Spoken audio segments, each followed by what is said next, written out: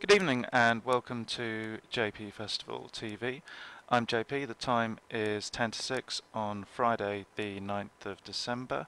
Unfortunately, due to technical difficulties, I can't be joined by Catherine Fry of JPFestival.com or Ben Aitken of narrowingthefield.co.uk this evening, but hopefully they'll be back next week. So 94 days to go before the great festival begins, and we're very much looking forward to that here in Cheltenham. Just got the latest going news in from the racecourse, and officially at 5:15 tonight the going remains good on both the chase and hurdle courses. Today was a notable day with the retirement of the great Denman, the tank, due to injury, and we wish Denman a long and happy retirement. So cracking on with this week's content, just going to start off with some market movers in with regard to the Cheltenham Festival, and starting off actually with a couple of drifters. Manora, with who's due over hurdles tomorrow in the international, is now out to 14s with VC and corals for the R course, so perhaps he might be staying hurdling rather than going over the fences. Hurricane Fly also continues to be on the drift a little bit, and 9 to 4 was the biggest price early on in the season. Sorry, 7 to 4 was the biggest price early on in the season, and now he's out to 9 to 4 with both sporting odds. And as I have in my notes, Satan James, but I think that's supposed to be Stan James. Grand Cru is interesting. Grand Cru for the RSA Chase is between 3 to 1 with Hills and 5 to 1 with Ladbrokes, so quite a large differential there in price, but remains strong for the Gold Cup on Betfair, so perhaps he might just take the Gold Cup route where he's a general 16 to 1 chance. Sprinter Sacre won up at Doncaster today, first time up over fences, and is 7s from 10s with Hills. That's a standout price. Incredibly, Sprinter Sacre was trending on Twitter today. If you're on Twitter, you can follow JP Festival at JP Festival, and yeah, still trending Sprinter Sacre 2 hours after that debut in at Doncaster. Just a couple of horses to watch from last week. Bog Warrior was very impressive, but with regard to Cheltenham, it really is probably going to be ground dependent because, well, he does like it like a bog. The other one for me would be for Non-Stop, who came second to Alpha Off at Sandown. I thought that was a very promising run and kind of probably a little bit of an under the radar horse. And 25s with Stan James. Or Satan James, as they're in my notes, is a huge price, and might well pull him up as as our Arkle choice. In other betting news, which I should have given earlier, Sizing Europe, after the win also at Sandown, is into 100 to 30 from 5s, and that's a standout price with Victor Chandler. Just going to read out Catherine's Irish angle in her absence. She's previewed Sunday's John Durkin Chase in full on Ben's website, which is at narrowing-the-field.co.uk. The link to the website will be under the video once wherever you're viewing this, presumably on YouTube.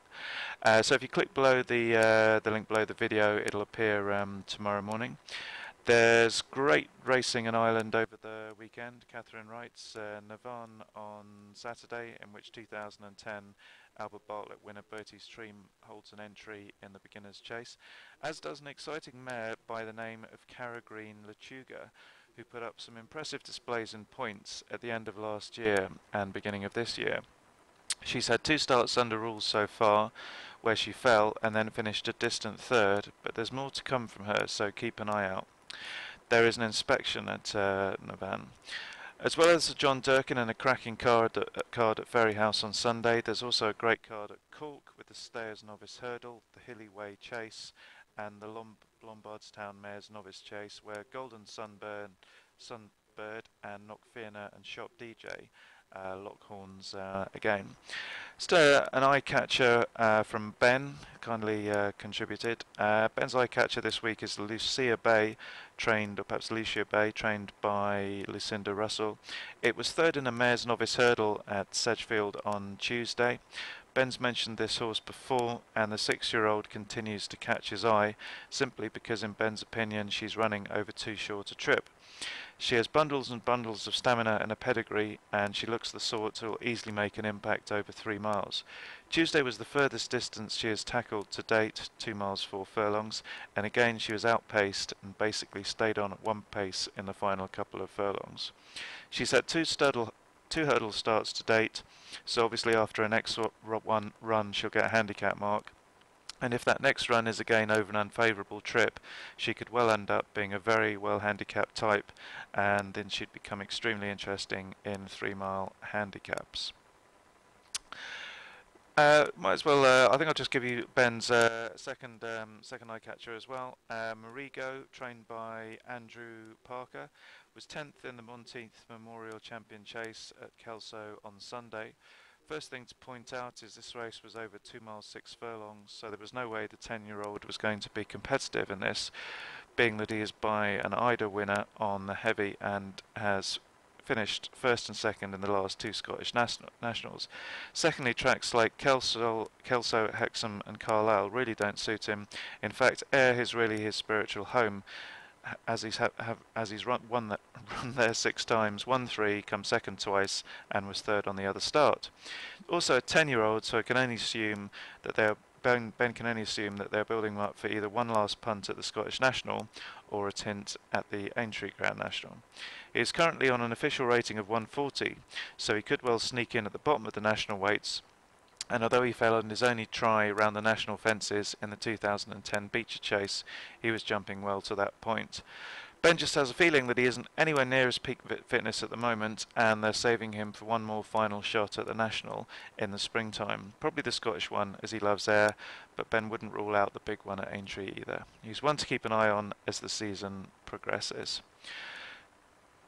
Also, tomorrow we're just going to give a couple of best chances of the weekend from Catherine and myself. Catherine's selection is Any Given Day in the 3:35 at Cheltenham, and my selection tomorrow is Any Given Day. I think it's about 9 to 2. The prices this evening, and my selection is Champion Court in the Novices Chase tomorrow. I'm not sure what time that is, but I think it might be around about 12:30, 1 o'clock possibly. I think it's the second race on the card tomorrow, and probably around about a 7 to 2, 4 to 1 chance.